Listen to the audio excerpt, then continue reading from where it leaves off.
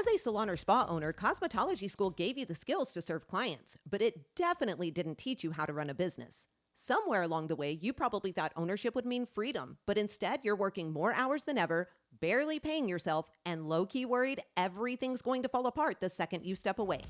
Welcome to the Beauty Biz Breakdown, where we give you the real strategies, systems, and structure that you need to fully step into the CEO seat in your beauty business.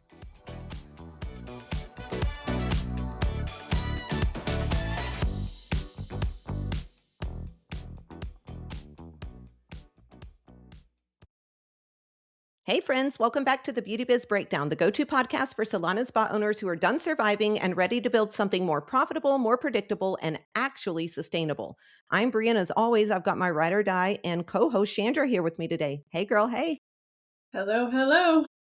How are you? Doing good. It's been a hectic morning, but all is good now. It's been running around crazy. I know you've got a lot going on in the mornings. I'm really glad you're here though. Me too. It's going to be good. Okay, so today's episode is going to be just a little bit different. So I had this nightmare last night, and we are going to talk about it because I have a feeling that there are probably a lot of other beauty business owners out there that may be having something very similar happening right now and probably a little bit of PTSD as well. So I think this hantavirus stuff being all over the news right now is bringing up a lot of feelings for salon owners that people probably maybe were not expecting to come back as hard as it is, right? The second that we start hearing words like outbreak and virus again, I think a lot of us just immediately go mentally right back to COVID and shutdown season. And it's terrifying. Like talking about it now, I'm getting chills because I hated it, absolutely hated it. I think it's something that needs to be talked about. I really don't think a lot of beauty businesses ever fully recovered from that season. I know that social media makes it look like everybody bounced back and everything is just thriving again. But behind the scenes, I think there's still a lot of salon or spa owners that are carrying around financial stress, emotional stress, and honestly, a lot of fear from those years. Some owners lost team members that they never fully replaced. Some are still trying to crawl out of debt from those shutdowns. I know it affected me and my team big time. I had like 6 employees move out of state during that time. That's over half of my team. That was huge. Some people burned through every single dollar that they had just trying to keep their doors open, trying to pay their employees. Some are still dealing with tax issues, PPP loan stress, payment plans, loans of different kinds, literally all of it. And emotionally, I honestly think a lot of us never stopped operating from survival mode after we went through that entire experience. Chandra, when things like the hantavirus start showing up all over the news again, do you think it immediately takes salon owners mentally right back to that time and place? Well, I think definitely, especially, a lot of them, especially the smaller ones, I feel like really got hit hard. And I think you start hearing that again and you start to hit that panic button like, oh no, I can't go through this one more time. And so I think a lot of them are definitely feeling that. Yeah, I agree. I think people forget how scary that season actually was as a small business owner. You woke up one day and suddenly your business was just closed. Nobody knew how long it was going to last. Nobody knew how bills were going to get paid. Nobody knew if their team was going to come back, if we were able to open back up at all. Nobody knew if clients would end up coming back. And I think this is one of the hardest parts was kind of realizing there was nothing that we could do as owners to outwork that situation. You couldn't just hustle harder and fix it like we normally do. That's in our brain, right? That's in our body. That's our makeup. That's what we do. You couldn't market your way through it. You couldn't take extra clients or work longer hours. Like your doors were literally shut. There was nothing you can do. And for a control freak like me, that is one of the worst things that could ever happen. I really think something shifted in salon and spa owners mentally during that time that never fully went away, or at least the majority of us anyway. Because even now, I still see owners panic, during one slow week or when 6 people are out sick at a time. I still see owners terrified to spend money the way that they need to sometimes and used to. I still see owners overworking themselves because deep down they still feel scared everything could just disappear again. Honestly, I think COVID changed clients way more than people want to admit as well. Clients learn how to live without the luxuries that they used to see as part of their normal routine. That is the reality of the situation, period. People can argue with me all you want. I get so sick, Chandra, of seeing people argue on social media about stuff like this. Somebody will literally be pouring out their heart on social media. I'm a salon owner and we're not busy and I'm worried about my team and I'm worried about finances. And then you've got some smart aleck person in the comments. I'm busier than I've ever been. I hate that crap because everybody is in a different era and we are all dealing with things. And I just think a little bit of empathy would be nice. It's fine if you're busy, that's great, but show some empathy, help the person. Tell them what you're doing in marketing. Tell them how you're getting busy, what you're doing. The division is ridiculous in this world right now. And it's even infiltrating the beauty industry. How do you feel about that? No, I agree 100%. I think a lot of people are lying too. Like, I don't think they're actually really, being honest about what's really going on in their businesses either. And I don't know why our industry does that. I feel like we're always comparing ourselves to the other salon or the other stylist or the this or that. Like, I feel like this industry has so much of that where they're just always trying to one up the other one or try instead of, you know, working together, collaborating together and things like that, which is what we always try to create is that community like that. And I feel like it's really, really hard to find that in our industry. It's weird. There's too many divas. I think that's the problem. Yeah, completely cutthroat divas is what they are. And it is awful. It's so infuriating to me. Okay, back to the clients. Clients learn how to live without some of the luxuries, right? That they used to see as part of that normal routine. People started coloring their hair at home. They stretched those appointments out further and further apart. My stepmom, she is one of those who would never be caught dead with one gray hair in her head, doesn't even visit the salon anymore. She has gone all gray. I cut her hair when we were in Colorado a year ago. She has not been to a salon or nobody has touched her head since then. And she was one of those faithful for decades, every 4 weeks in the salon. I think some people stopped getting services completely because financially life got harder. And then I think others, for people like my stepmom, priorities just shifted. And once people kind of break the habits for long enough, not all of those habits are going to come back in the same way. I think a lot of salon owners out there, they expected things to go right back to normal once the doors reopen. And for a little while, they did, right? Everybody was busy. People rushed back in wanting appointments. But I think after that initial rush kind of settled down, a lot of us realized that the client behavior had really, really changed. The spending had changed, the loyalty had changed, the way people viewed beauty services in general changed, I think. And I just think beauty business owners are still quietly rebuilding from even that shift today. And it's really, really hard to understand or to live through or just accept. Chandra, do you think the industry talks honestly enough about how much client behavior changed after COVID? Because I don't think that we do.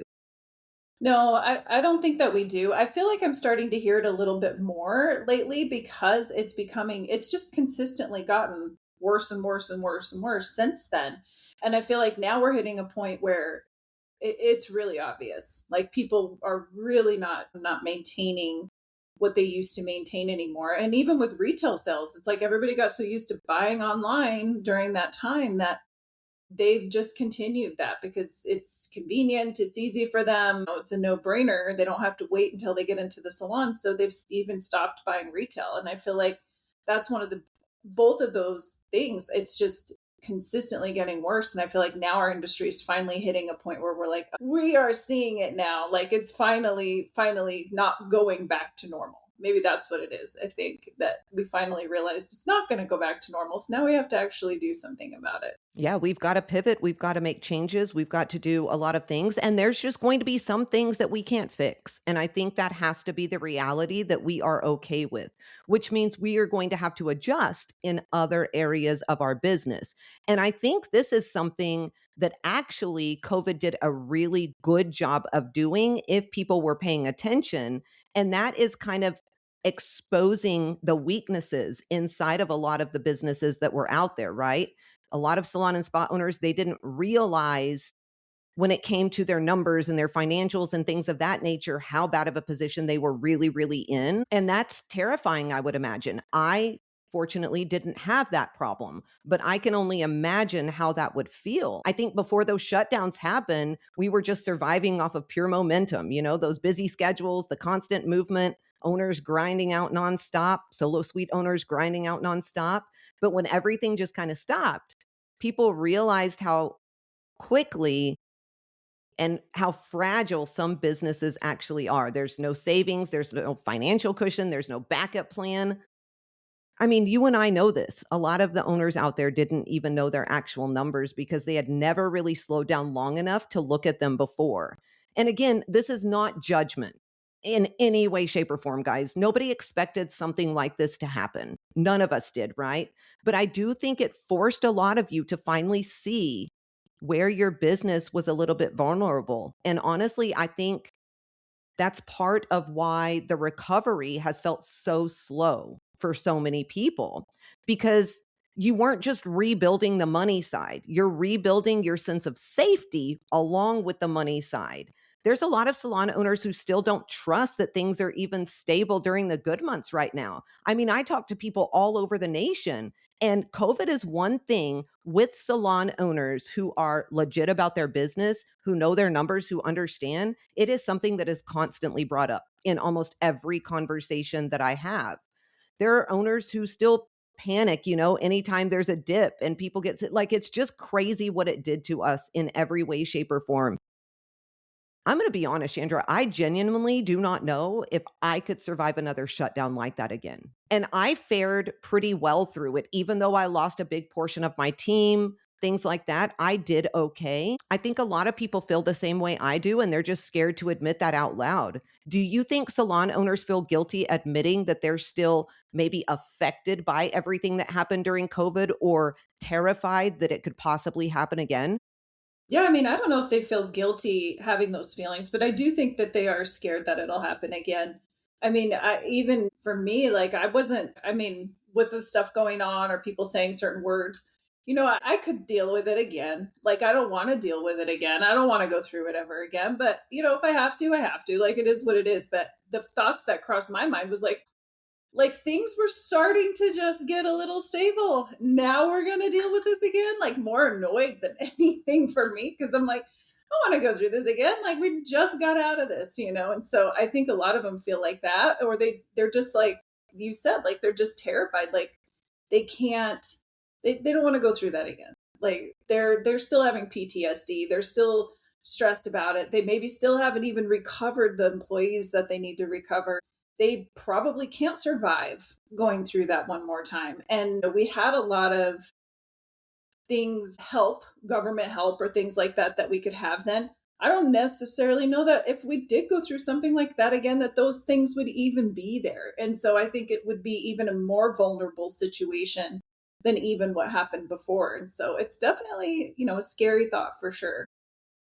Yeah, I agree. I don't think those things will be there again this time. And I think there's legit reasoning behind that. I think a lot of it was taken that shouldn't have been taken by people who shouldn't have taken it. We're not going to get into all of that, but I do think there's good reason why it shouldn't be offered again. I'm just going to be completely honest. After thinking about this, I'm just going to say my honest truth. I would not shut down again. I don't care. Like, great. I think it's awesome that you could go through that again. I would not shut my business down. They could do what they needed to do, but I would not do it. It's not because I'm trying to be rebellious. It's not because I don't care about people's health. It's because the last time almost destroyed so many businesses, so many industries, and I just don't think it's fair to do that again. I don't think that's right. I think unless somebody owned a business during that season, it's really, really hard to explain the level of fear and pressure that us business owners were carrying. I know people who drained their retirement accounts because they couldn't get the loans that they needed. I know people who maxed out their credit cards. I know people who were borrowing money left, right, backwards, forwards on loans with super high interest. interest rates. People were losing sleep trying to hold on to the businesses that they had spent years and decades pouring everything that they had into it. And I was one of those people, and I refuse to go through it again. I really do. So now when another virus starts getting pushed all over the news, I think it immediately just brings back those feelings to me of, oh my gosh, we're about to go through that again. And then my like fight or flight mode kicks in and I'm like, oh heck no. No, we're not, because I'm not doing it this time. I honestly think this conversation needs to become less about fear and more about preparation though. I think that's the only way that we're going to be able to help each other through this if something like this happens again. The reality is, we can't control the headlines. We cannot control the economy. We cannot control viruses. We can't control politics. None of that, right? But we can do a few things. We can build stronger businesses. We can tighten up our numbers. We can stop running salons with zero margin. We can create actual cash reserves. We can stop ignoring the financial problems until they become emergencies. Like, we've got to pay attention to them on a daily basis. We just need to do better at building businesses that are healthier and more stable so that one rough season does not completely wipe us out emotionally and financially. Honestly, I think that should be one of the biggest lessons that COVID should have taught each and every one of us, is that busy does not automatically mean secure. And we as salon and spa owners, we as people in the beauty industry really need to start running our businesses exactly like what it is, a freaking business. Chandra, what do you think salon owners need to focus on right now so they never feel quite that vulnerable again? God forbid if something ever happens. I mean, I really think it's the financials.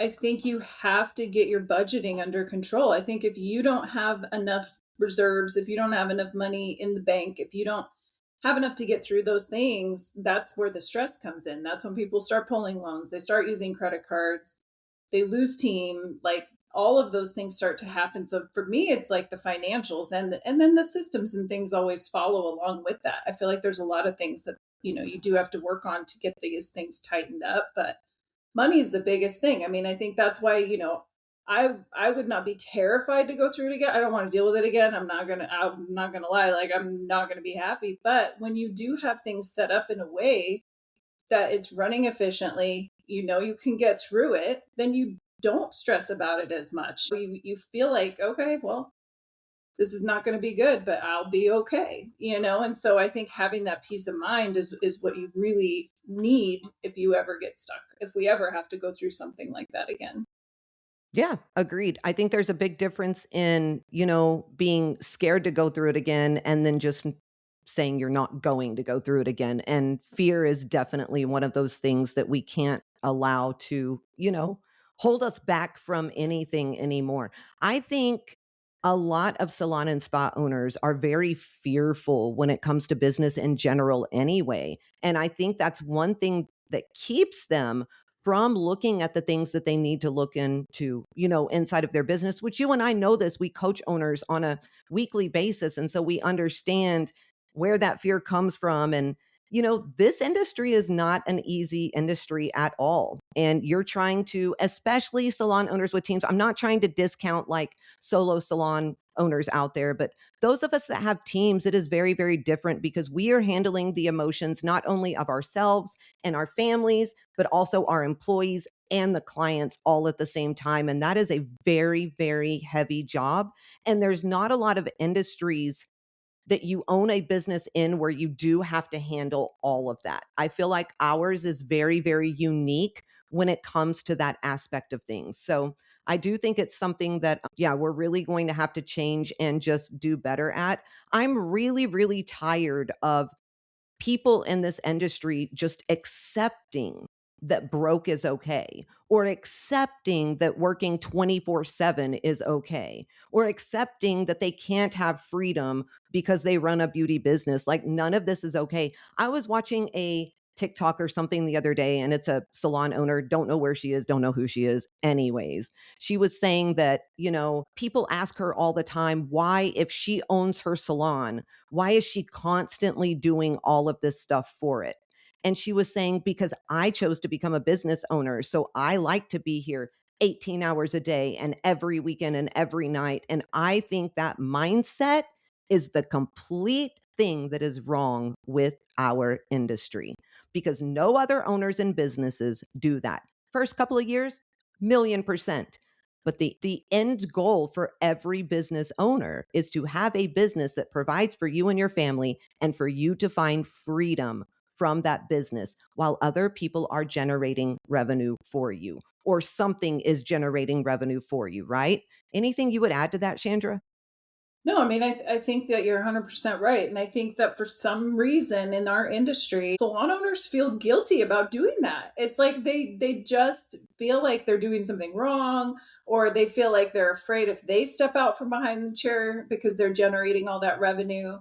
I mean, it is a weird, very weird dynamic that we have in our industry. I just think there's such a bizarre idea around what owning business ownership is when you're in the beauty industry, whether it's a salon or a spa. It's kind of the same thing. It's like we just don't they don't have that mindset. We don't have that mindset, especially in the beginning until they get the mindset, which we coach them through that a lot. And it's just weird. You're right. No, nobody else, most businesses don't do that. They don't. They don't. And I think there are a lot of things in this industry that need to change. I could go through a list that would probably take us an hour to get through, but I think that is one of the number one things. And I think if that was corrected and that was fixed, it would kind of be a domino effect for everything else. And it would help this industry so freaking much. But I could ramble about all of this stuff for hours. So before we wrap up, let's get into our listener question. Chandra, this one says, I have a team member who keeps asking for more flexibility in her schedule,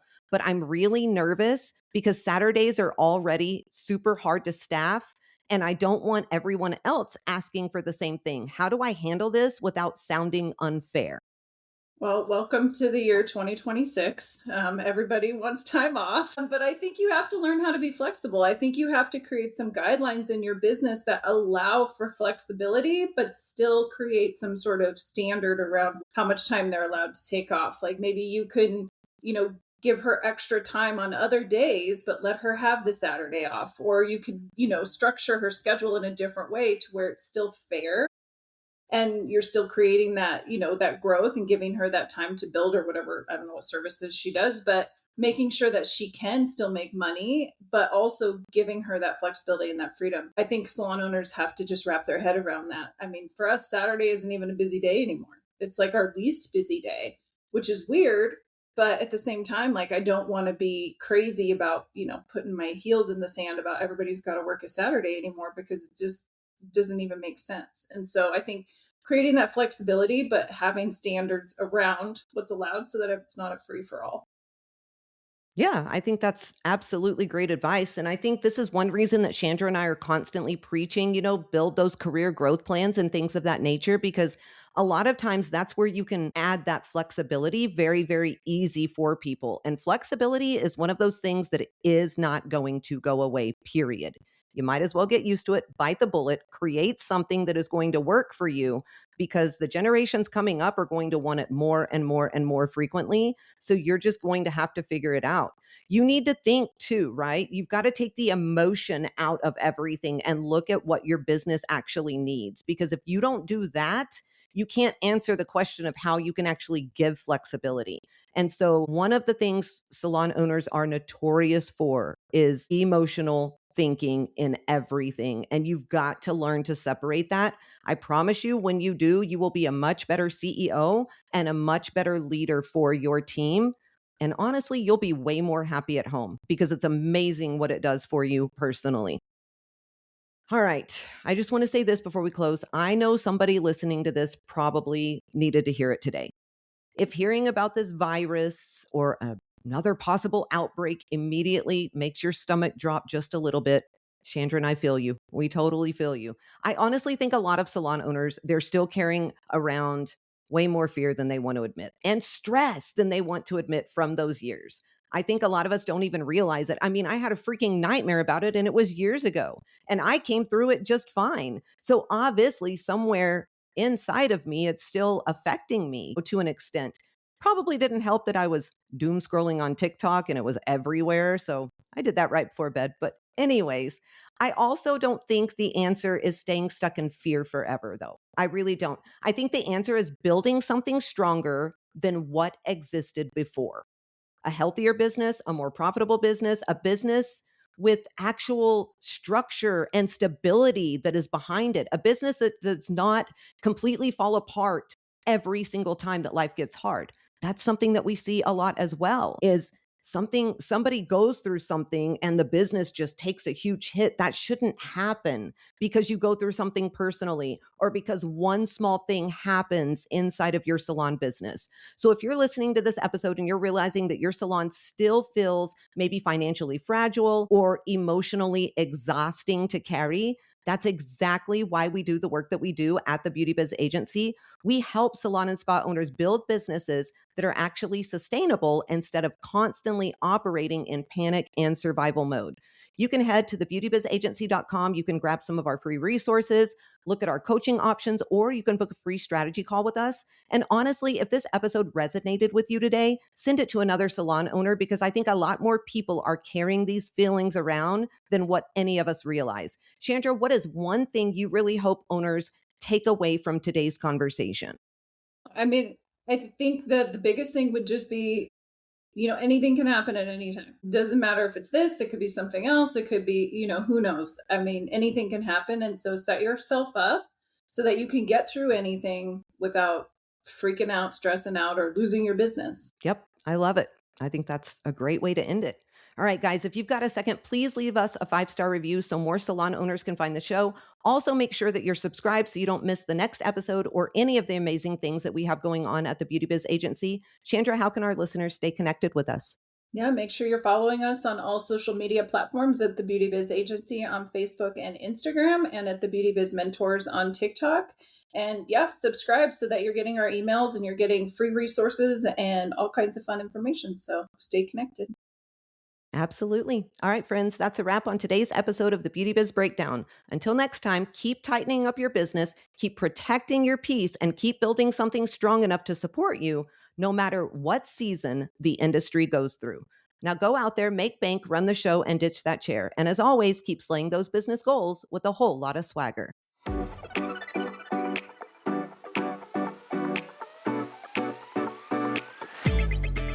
If this episode lit a fire under you, don't just walk away and let it die out. Deep down, you already know where you want your business and your life to go. And the truth is, the only thing standing between where you are and where you want to be is a real plan to get you there. That's exactly what we help you build. So if you're ready to stop trying to figure it out on your own, head to thebeautybizagency.com and book your free strategy call. That call can give you the clarity that you've been needing and a real plan to move your business forward. Because at the end of the day, the only thing standing between you and the salon business you've been dreaming about is whether or not you're willing to take the action and the steps in order to build it.